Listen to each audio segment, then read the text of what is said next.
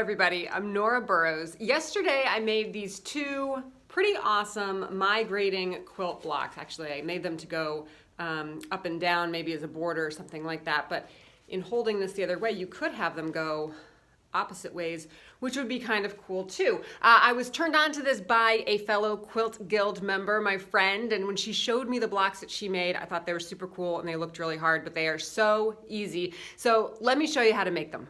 To create this block, you need a background fabric, like this green that I used, and then what I'm calling a mountain fabric because I think these look like mountains. So this time I'm gonna use different fabrics than I did last time. I'm gonna use this awesome print for my background. I think it kind of looks a little snowy-like actually. And then for my mountains, I'm gonna do something a little like wild and crazy and use this female woman face print. I think this is really cool. What do I need to make these? You need some background squares and some mountain squares. You need to cut your mountain squares to be 1/4 inch larger than your background squares. I'm gonna make this round about a 1/2 inch bigger than when I made these. So for this, my background square was 3.5 inches and my mountain square was 3 3/4 inches. For this one, I'm gonna up it a 1/2 inch. So my background's gonna be 4 inches and my mountain fabric is gonna be 4 1/4. I've cut 8 of these and 4 of these. The other thing I want to say about this directional print is that they're not gonna come being all facing the same direction, which I think could be kind of cool, which is why I used this directional print, because I think it will be kind of neat to have them facing everywhere, but it's something to be conscious of because it wouldn't necessarily work well for all fabrics. As you can see, so this mountain fabric, all of the triangles, let's see if I can find an upright one. None of them are actually upright. Let me find the other one. Okay, all of the triangles looked like this. They were all up and down. But as you can see, some of them are facing left, some of them are facing right, some of them are up and down. So that's what will happen with my face fabric. What I want to do is to cut all of my face fabrics on the diagonal. And I'll do that for all of my mountain squares. I started with 4 mountain squares, so now I have, when I cut them in half, now I have 8 triangles, and then I have 8 of these background squares. And for each one, I'm gonna take a background, I'm gonna put it right sides together with a triangle, and I'm gonna put the triangle, the corner right into the corner of my background, just like this. You'll have some overhang at the top and the side. This is because we cut our squares a 1/4 inch larger. Now I'm going to sew down this side and this side. So both sides of your mountain, you're going to sew down. I'm going to do that for every single one of these pieces. Line them up, right sides together, tuck it into the corner, and sew down and over. I now have all of my 8 pieces sewn. As you can see, I went across the top and down the side. So I did that for all of them. And what I'm going to do next is cut this piece on the diagonal, just like this. I'm going to give these a nice, good iron. And when I open them up, you can see that I have a right side and a left side. What I'm going to do is take one from one pile, it doesn't matter which one, and I'm going to place it so that my mountain is facing straight up. Then I'm going to take one from the opposite side and sew it right sides together with this piece here. I'll show you this in more detail in a second, but I want to show you where I'm going with this.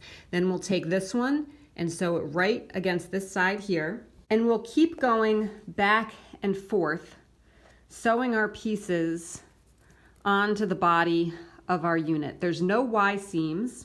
There's no half seams, nothing like that. You just keep going back and forth. So you get the idea here, but let's back up for a minute and take a look at our first piece. So we're gonna put these right sides together, and you wanna line it up so that so that this corner here is right in the corner. You'll have a little dog ear sticking out, and we're gonna sew right along this seam. Now you'll only have to go, you can go over a little bit, but you obviously won't have to sew to the end because there's nothing down here, but you'll sew right a little bit over. I always put my binding clips onto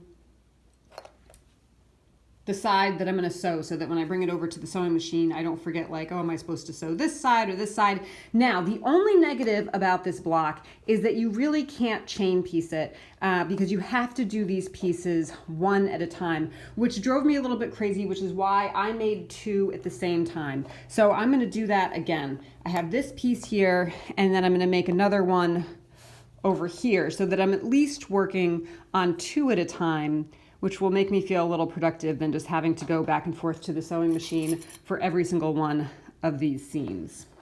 I sewed along this seam here, going a tiny bit over. So we will now open this up. Gotta point our mountains straight up. So I open this up. I'll give this a really nice, good press and then trim right along this side. I'll just put my ruler right against the edge, which will take off these two dog ears and then just straight anything wonky out.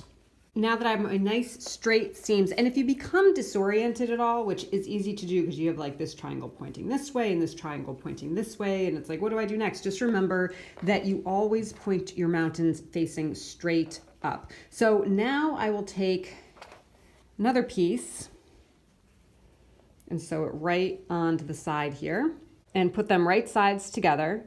And again, you want to line it up so that this block, you're not seeing the front or the back, anything poking out from the top or the side. They're right up against each other, and then you'll have these little dog ears sticking out. And you're going to sew right along this full side here. So I'm going to put these right sides together, make sure they're nice and lined up, take my clip, and bring this over to the sewing machine. So here I sewed along this line. We'll open it up, give it a nice press. I already pressed this one here. We will trim this and then add our next one. So I'm going to keep layering these. I'll do this off camera because I think you get the idea that you keep just sewing them back and forth. I have my two long strips here. I've used all of my pieces, and so now you're probably thinking, well, what do we do up here? How do we square that off? So what you want to do is to cut a square the same size as your mountain fabric. So in our case, that's going to be 4 1/4 inch square. I have 2 strips, so I need 2 squares. If you have 4 strips, you'll need 4 squares. And again, we're going to cut these on the diagonal.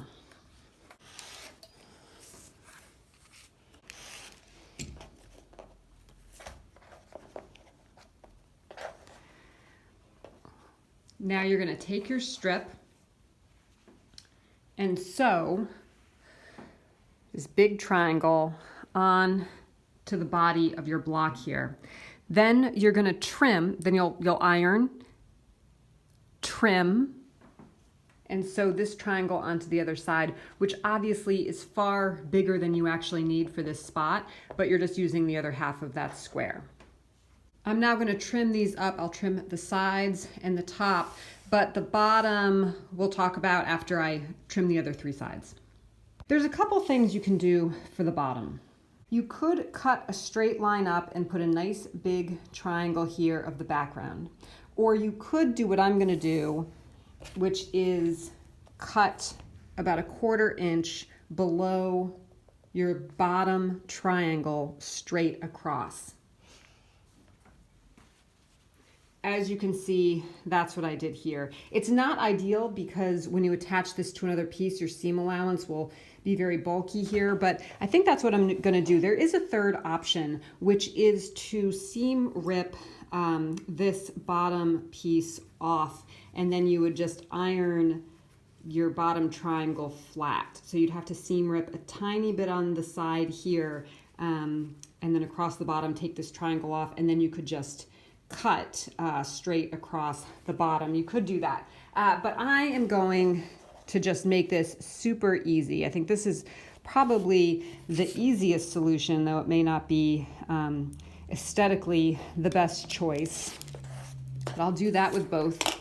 You can see here the difference in sizes. You can obviously make these as big or as small as you want. You could use them as a border around your whole quilt, as I initially had mentioned, or if you have individual blocks, you could put the borders around the blocks, using them as sashing, or even make these kind of their own blocks. I could foresee this running, a very large span across the bottom of a quilt, perhaps.